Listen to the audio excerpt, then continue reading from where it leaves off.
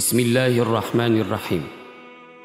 En güzel maqtaş ve en isil mediheler, alemlerinin yaratkuchisi ve pervişçisi Allah Teala'ga xasdır. Haq dinni bizlerge yetkizgen suyumlik peygamberimiz Hazreti Muhammed Aleyhisselam'a durud, dua ve salam yollayman. Hürmetlik okurmenlerimiz, növette huzurunlağa İslam Aqideler namlı kitapının davamını sunumuz.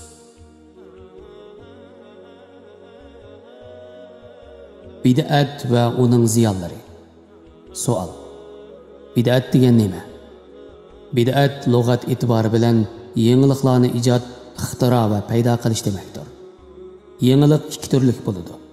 Birinchisi, zamonimizdagi fan texnik yangiliklarga o'xshash dunyo ishlariga munosabatli yangiliklar bo'lib, ularni ijod va ixtiro qilish islom dinida tashabbus qilingan yaxshi ishlardandir.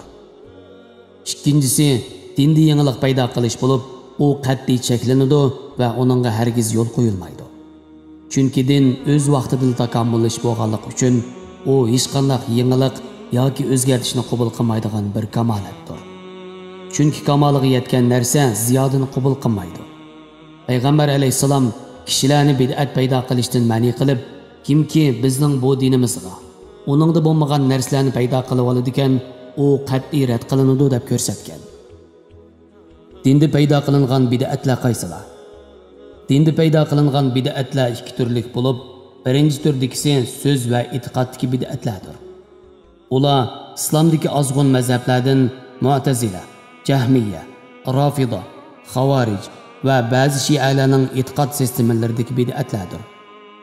Ikkinchi turdagisi islom dinida belgilangan amal ibodatlarga munosabatli bid'atlar bo'lib, amal ibodatlarni Allah Teala ko'rsatgan yo'sinda ado qilmaslik yoki yangi ibodat sistemalarini belgilab bilish qatorliqlardir. Bizning to'xtaldig'imiz bid'atlarning bu xildagisidir. Bid'at dinning dushmanidir. Bid'at shundoq yomon bir yo'l bo'lib, u dindorlarni yo'ldan chiqarishga, ularni Alloh taolaning yordamidan va rahmatidan mahrum qilishga yetarlikdir. Bid'at dinning dushmanidir. Bid'at sodir qilishning jazosi gunoh ma'siyat qilishning jazosidan og'irdir. Chunki bid'atchi qilmishlariga pushaymon qilmaydi va hammani to'g'ri qildim degan e'tiqod bilan qiladi. Ammo gunoh ma'siyat sodir qiluvchi gunohlariga tavba qiladi va hech bo'lmaganda o'zining xatoligini biladi. Man'iy qilingan bid'atlar qaysilar? Man'iy qilingan bid'atlar umuman dindan aslisi yo'q. Faqat kishilar tarafidan Allah Teala'ga yaqinlik izlash niyati bilan o'ttirg'i chiqarilgan ishlardir. Bular qisqacha tövendikilardir. Birinchi, ma'lum bir ibodatning asli buyurilgan bo'lib, uningga ergashmasdan pokitsiz holda ibodat shakllarini belgilab olish. Masalan, avvobin namozi, payg'ambar alayhisalomni tushida ko'rish namozi deganga o'xshash Qur'on va sunnatdan dalili bo'lmagan namozlar. Ikkinchi, buyurilgan asli ibodatlarga bir narsa ziyoda qilib qo'shib olish. Uchinchi, ibodatlarni buyurilgan qoida sistemasi bo'yicha ado qilmasdan yangi qoida tartiblarni paydo qilib olish. Masalan, o'ziga qattiq talab qo'yganlikdan o'ylanish, dunyo manfaatlaridan foydalanish qatorliqlardan yuz o'rib, tarki dunyo bo'lib olganga o'xshash. To'rtinchi, buyurilgan asli ibodatlarga o'zligidan vaqt belgilab olish. Masalan, baroat kechisini kecha namoziga maxsus qilganga o'xshash. Chunki kecha namozi maxsus bir kech uchun belgilangan ibodat bo'lmasdan, balki yilning qaysi kechalarida bo'lmasin, o'qisi bo'ladigan nafla, ya'ni ixtiyoriy ibodatlardandir. Shunga uni baroat kechisiga maxsus qilib olish bid'at sanaladi. Savol.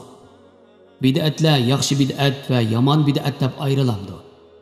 Bid'atlarni bid'at hasana, yaxshi bid'at va bid'at sayyi'a, ya'ni yomon bid'at deb ayiruvchilar xatolashganlardir. Ular payg'ambar alayhisalomning kullu bid'atin dalala, ya'ni bid'atning har qanday zalolatdir degan so'ziga xiloflik qiluvchilardir. Hofiz ibn Rajab 40 hadisning sharhisida payg'ambar alayhisalomning bid'atning har qanday ozg'unlikdir degan so'zi lafzi qisqa, ma'nosi mo'l so'z bo'lib, u bid'atlarning hammani o'z ichiga oladi. Bu hadis dinimizning umumiy qoidalaridan birini bayon qilmoqda. Dinga mansub qilingan har qanday yangilik ochiq ozg'unlikdir. Bid'atlarni sodir qiluvchilar ozg'unlardir. Dinimiz bundaqlardan bezardur deb yozgan. Bid'at hasanaba deb da'vo qiluvchilar bu da'volarni aqtiramaydi. Chunki ularning dindan e'tiborli dalil isboti yo'q. Faqat ular Umar ibn Xattobning tarovih namozi uchun bu nima degan yaxshi bid'at degan so'zini bid'at hasanba degan da'volar uchun dalil qilib ko'rsatish kerak. Lekin Hazrat Umarning bu so'zida bid'atning lug'atdagi ma'nosi maqsad qilinganligi nihoyat aniqdir. Chunki dindan biror dalil bo'lgan narsa hech qachon islom terminlaridagi bid'atga kirmaydi. Tarovih namozining dinimizda asli bor bo'lib, u sunnatdir. Ba'zilar mundaq savol qo'yishi mumkin. Sahobalarning va ulardan keyingilarning zamonida ba'zi diniy yangiliklar bo'lgan. Masalan, Qur'on suralari to'planib kitob holiga keltirilgan. Keyincha hadislarmi to'planib divan qilingan. Bular bid'at, ya'ni yangilik emasmi? Ularga shunday javob berimizki, Qur'on va hadislarning to'planib kitob holiga keltirilishi dindagi bir yangilik emas. Balki bu ishlarning dinimizda asli bordir.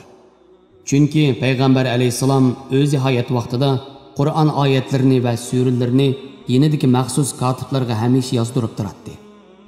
Shu vaqtda maxsus Qur'on oyatlarini payg'ambar alayhisalomning og'zidan yozib turadigan 40 ga yaqin maxsus vahiy katiblar bor edi. Payg'ambar alayhisalom vafot bo'lgandan keyin birinchi xalifa Abu Bakr radhiyallohu anhu Qur'on suralarini jamlab kitob holiga keltirgan. Keyincha 3-xalifa Hazrat Usmonning davrida uning farmoni bilan Qur'on nusxalari ko'paytirilib, islom mamlakatlariga tarqatilgan. Hadislarning to'planib divan qilinganligi bid'at emas.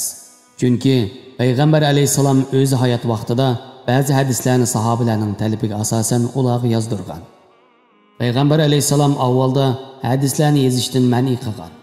Chunki u vaqtlarda Qur'on texnik tushishga davom qilayotgan bo'lg'ashqa, ba'zi kishilarning hadislarni Qur'on oyatlariga aralashtirib qo'yishidan ansiraydi. Payg'ambar alayhisalomning vafoti bilan bu man'i amaldan qolgan bo'ldi. Chunki Qur'onning tushishi to'xtagan. Uning oyat va suralari hozirgi tartibi bo'yicha yozilib to'planib bo'lgan edi. Ondan musulmonlar hadislarni zoyi bo'lib ketmasin degan maqsad bilan ularni to'plab divan holiga keltirgan. Ularning hech qaysi bid'at emas. Chunki bu ishlarning dinimizda asli bor. Islom dinining bid'atlarni man'i qilishining hikmati. Islom dinining bid'atlarni qat'iylik bilan man'i qilishining hikmati nima? Islom dini Alloh va uning payg'ambari belgilamagan qoida-qonunlarni kishilarning bu dinga belgilab olishini va Alloh taologa yaqinlashishni bilan bo'lsa-mu, dinda buyurilmagan ishlarni ibodat deb atab bu dinga kirgizib olishini qat'iylik bilan man'i qilishda nihoyat hikmatli edi. Hatto nihoyat ochiq va keskin holda kullu bid'atin dalalah, ya'ni bid'atning har qanday zalolatdir deb e'lon qildi. Dinlar tarixidan azroq bo'lsa-mu xabar bo'lgan har qanday odam islom dinining bid'atlarni qat'iy turda ma'ni qilganligidagi hikmatlarni ochiq va oshkor ko'ra oladi. Tarixdan beri butun dinlarning buzilishiga va oxir berib savolliqqa yuz tutishiga birdan bir sabab bo'lib kelgan narsa bid'atdir. Birinchi, bid'at din dushmanlarining dindorlarni o'z g'oyalaridan adashtirish va dindan yiroqlashtirish uchun qo'llangan quroli bo'lib keldi. Din dushmanlari dindorlar sepiga kirib olib, dindorlardan ba'zi nodonlarga o'zlarining ko'rinishda Alloh taologa yaqinlashish, ammo g'oyasi ularni dinning ko'rsatmalaridan chiqarishdan iborat ilm-fikirlarga qoyil qilib olgandan keyin ularning dinini, baxt saodatini buzib tashladi. E'tiqod va ibodatlarni bo'lsa xarob qildi. Ularning diniy ta'limotlarini saqlab qolishiga qat'iy fursat bermasdan hadab turli xurofotlarni ibodat nomi bilan dinga olib kirishga boshladi. Barliq xurofot va buzg'unchiliklarning ishigini ana shu la'nati bid'at ichibatdi. Keyinchi ular bid'atlarning oldini ololmaydigan holga tushib qoldi. Natijada mazkur dinlar tub asosidan buzildi. Ikkinchi, bid'at yo'li bilan samoviy dinlarga shirik, buddistlik aqidalari hadab kirib keldi. Natijada dindorlar o'zlarining haq dinidan ezib, Alloh taologa shirik keltirish yo'llariga kirib ketdi va Alloh taolodan boshqa ma'budlarga cho'qinish bilan tugashdi. Asli samoviy din bo'lgan xristian dinini misol qiladigan bo'lsak, xristianlar Isa alayhisalomni Alloh taoloning o'g'li va uch ilohning biri deb e'tiqod qiladi.